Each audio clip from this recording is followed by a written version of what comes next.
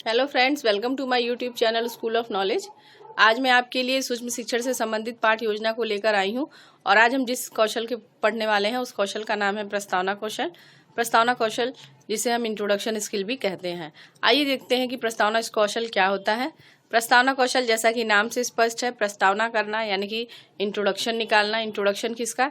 जो प्रकरण हमें पढ़ाना है उस प्रकरण तक बच्चों को पहुंचाना। बच्चों को कैसे पहुंचाना? बच्चों को प्रश्नों के माध्यम से, छोटे छोटे प्रश्नों के माध्यम से, यानी कि जो उनका पूर्व ज्ञान है उससे नए ज्ञान को जोड़ना। अब पूर्व ज्ञान जो होगा, जो बच्चे अपने आसपास की चीज़ों को देखते हैं उससे उनको जानकारी होगी और हमें उसी चीज़ों को लेते हुए आगे बढ़ना है और उनको जो हम नया सब्जेक्ट पढ़ाने जा रहे हैं, नया प्रकरण पढ़ाने जा रहे हैं, उसी से उसे जोड़ना ही प्रस्तावना कौशल के अंतर्गत सीखा जाता है। आइए देखते हैं कि इसके लिए पाठ्य योजना कैसे तैयार करेंगे। तो इसमें सबसे ऊपर लिखते हैं प्रस्तावना कौशल, उसके बाद लिखते हैं छात्राध्यापक या फिर यदि आप छात्राध्यापिका हैं तो छात्राध्यापिका का नाम। फिर हम एक टेबल बनाते हैं जिसके अंतर्गत इन 6 बिंदुओं को लिखा जाता है। इसमें पहला है दिनांक। दिनांक वो दिनांक होगा जिस दिन आप ये शिक्षण कार्य करेंगे। दूसरा है कक्षा, तो कक्षा 6 से 9 तक के स्टूडेंट्स के लिए काम करेगा। ठीक है। विषय हिंदी है। उप विषय व्याकरण है। चक्र छठा और अवधि जो है इसकी 6 मिनट होती है। जितने भी क्वेश्चन होते हैं वो आपको 5 से 7 मिनट के अंदर खत्म करने होते हैं। इस चीज़ का बहुत ध्यान रखना है। उसके बाद हम हेडिंग डालते हैं और प्रकरण लिखेंगे, तो प्रकरण है हमारा अलंकार। उसके साथ ही साथ हम एक चीज़ और लिखते हैं, वो होता है पूर्व ज्ञान का। तो पूर्व ज्ञान में हम देंगे कि छात्रों को आभूषण के बारे में सामान्य जानकारी है। ठीक है। आभूषण के बारे में सामान्य, क्योंकि हम अलंकार पढ़ाने जा रहे हैं तो इसलिए आभूषण के बारे में सामान्य जानकारी रखते हैं। ठीक है। या फिर ये कह सकते हैं कि बच्चे जो उनकी माँ जो चीज़ें पहनती हैं, जो आभूषण धारण करते हैं, उसके बारे में वो सामान्य जानकारी रखते हैं। अब हम क्या करेंगे, इस तरह से प्रस्तावना प्रश्न के लिए टेबल बनाएंगे। 3 कॉलम होगा उसमें। तो पहला कॉलम होगा क्रम संख्या, दूसरा छात्राध्यापक या छात्राध्यापिका कथन और तीसरा होगा छात्र कथन का। फिर हम क्या करेंगे, शिक्षिका क्या करेगी, प्रश्न पूछेगी और क्या करेगी, कक्षा में जाएगी और एक फोटो दिखाएगी बच्चों को, जो कि या तो किसी दुल्हन की फोटो ले सकते हैं आप या फिर किसी दुर्गा माँ की फोटो ले सकते हैं, ताकि बच्चे एकदम आसानी से पहचान जाए कि आप क्या दिखाना चाह रहे हैं। ठीक है। तो आप पूछेंगे बच्चों ये किसका चित्र है। ठीक है। तो बच्चे देखेंगे, यदि आपके पास दुल्हन की फोटो है तो दुल्हन की फोटो दिखा दीजिए, दुर्गा माँ की फोटो ले तो दुर्गा माँ की। तो बच्चे जो भी आप दिखा रहे हैं बच्चे आंसर कर देंगे कि ये दुल्हन की फोटो है, और दुर्गा माँ की दिखाएंगे तो बोल देंगे कि ये माँ दुर्गा की फोटो है। फिर आप दूसरा क्वेश्चन करेंगे, बच्चों ने जो आंसर दिया उसी को लेके आप नेक्स्ट प्रश्न बनाएंगे। ठीक है। कि दुल्हन या फिर माँ दुर्गा ने अपने हाथों में और गले में क्या पहन रखा है, उनके हाथों में क्या दिख रहा है, उनके गले में क्या दिख रहा है, उन्होंने कुछ पहन रखा है, क्या है वो। तो बच्चे बताएंगे कि माता दुर्गा ने या दुल्हन ने हाथों में चूड़ियां तथा गले में हार पहन रखा है या माला पहन रखी है। वो अपना बच्चे जो भी चीज़ दिखाई देगा वो आंसर कर देंगे। ठीक है।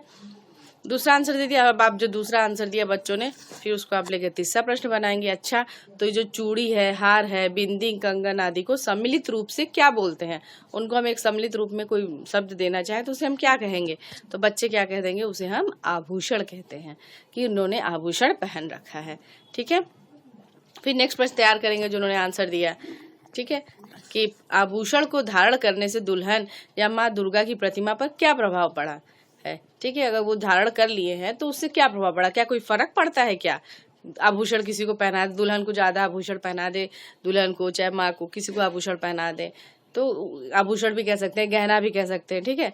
तो क्या प्रभाव पड़ता है? तो आभूषण को पहनने से क्या हो जाता है, किसी की भी सुंदरता क्या होती है, बढ़ जाती है।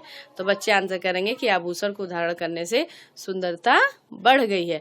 मतलब जो आप समझ रहे हैं, इसमें प्रश्नों को जैसे पूछा गया इस तरह से जिग जैग मोशन में प्रश्न और उत्तर होते जा रहे हैं। ठीक है। फिर सुंदरता बढ़ गई है, बच्चों ने आंसर कर दिया। फिर हम क्या करेंगे, नेक्स्ट प्रश्न पूछेंगे। नेक्स्ट प्रश्न पूछा बच्चों से कि जिस प्रकार आभूषण किसी स्त्री की सुंदरता को बढ़ा देते हैं, उसी प्रकार काव्य की सुंदरता को बढ़ाने वाले शब्दों को क्या कहते हैं? तो बच्चे क्या कहेंगे, यदि उनको पता होगा, हायर क्लास के होंगे तो बता देंगे अलंकार कहते हैं, नहीं तो बच्चे क्या होंगे, यहीं पे मौन हो जाएंगे और समस्यात्मक हो जाएगा।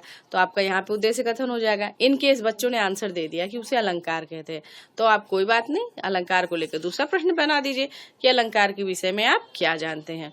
जब आप इस तरह से क्वेश्चन पूछते हैं कि आप क्या जानते हैं, आप क्या समझते हैं, क्या तात्पर्य है, इस तरह के क्वेश्चन जब बड़े क्वेश्चन हो जाते हैं तो बच्चे क्या होंगे, एक पल को मौन हो जाएंगे, समस्यात्मक हो जाएगा उनके लिए।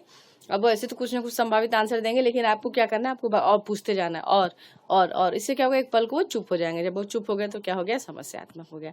जब समस्यात्मक हो गया तो आप क्या करेंगे, उद्देश्य कथन लिखेंगे कि छात्रों आज हम लोग हिंदी व्याकरण के अंतर्गत अलंकार के बारे में विस्तृत अध्ययन करेंगे। ठीक है, तो ये प्रश्न हमने पूछ लिए।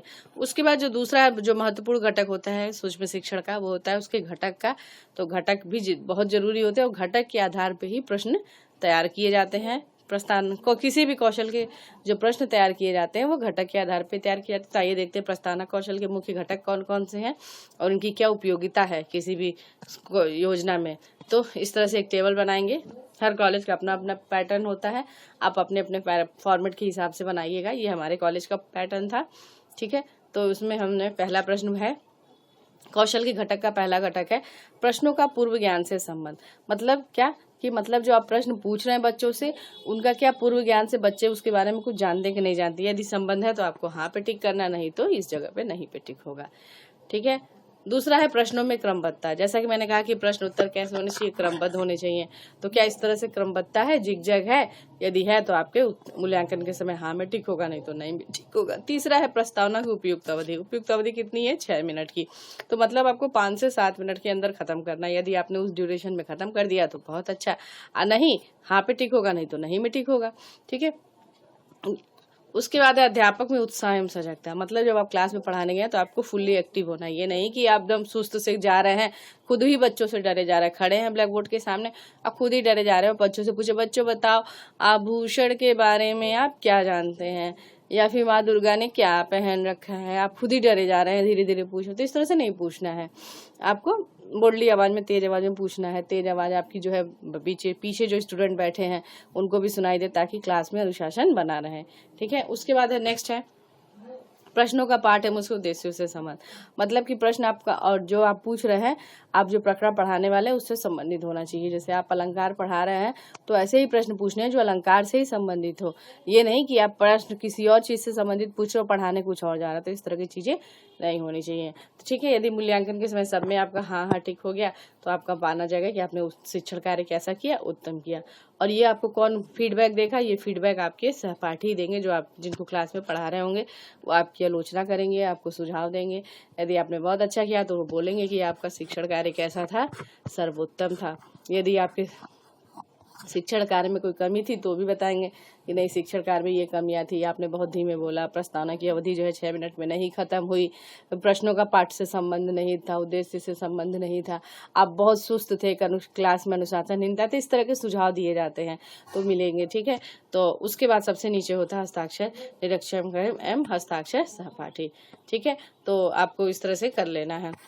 तो फ्रेंड्स, होप करती हूँ कि आपको वीडियो अच्छी लगी होगी। यदि आपको अच्छी लगी तो प्लीज़ इसे लाइक करें, शेयर करें, मेरे चैनल पे सब्सक्राइब करें। और नेक्स्ट वीडियो में आपसे फिर मुलाकात होगी। तब तक के लिए आप अपना ध्यान रखिए। Take care, bye.